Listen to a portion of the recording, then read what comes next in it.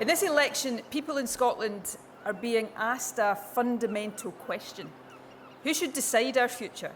The people who live here or Boris Johnson? In the remaining days of this election, that is the only question that Nicola Sturgeon believes she needs to ask. And where better to ask it on St Andrew's Day, but St Andrews itself, a few miles from Arbroath, the historic home of the birth of the Scottish nation. And the most marginal constituency in the country to boot, with a majority of just 2. She is confident. Polls predict a surge for her party and for independence too, and yet this country is facing its 5th national vote in 6 years, and now she wants 2 more.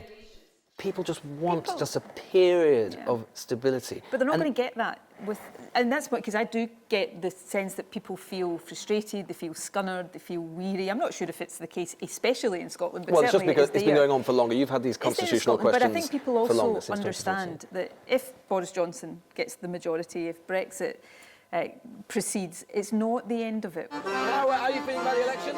Some say a Tory majority government can itself unilaterally quell another referendum. It is perhaps a view which understands politics here, the forces unleashed, precious little. They can only keep refusing us that referendum for so long. Eventually we're going to have that, whether Boris Johnson likes it or not. I think we'll give the Tories a fright.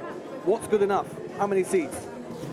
Between 8 and 10. How would you react if Boris Johnson wins this election and then turns around to Nicola Sturgeon and says you can't have a referendum?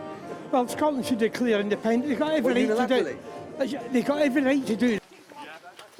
But it's also true to say that things are more complicated than they seem. Talk to any Scot for long, like those in Stirling Rambling Club, and you remember that though Scottish politics feel so different from the rest of the Union, it is so much the same complete confusion, and contradictions too. So how are you all feeling about this election? Oh, fed up. Fed up? Sure. A lot of us would like independence, not all of us, but we don't. Some of us don't want Brexit, some of us do. So it's crisscrossed in every direction. Yes. It's divided. We're torn. Torn. Very first time I voted SNP. So you don't want independence, but you vote SNP? And I don't want Brexit either. So. What they really care about is their independence. Why vote SNP?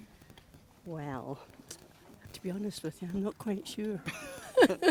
I was talking to voters in Stirling yesterday. I was very, very struck. The number of voters there who absolutely say they're going to vote for you, nonetheless, quite a few of them said to me, actually, we don't want independence. So it's not quite as clear-cut as that, is it? I mean, the polls suggest, and polls are polls, I concede that, but the polls suggest support for independence is rising, support for having that choice is increasing. But of course, if people don't want independence, then they get the opportunity to vote against independence in a referendum.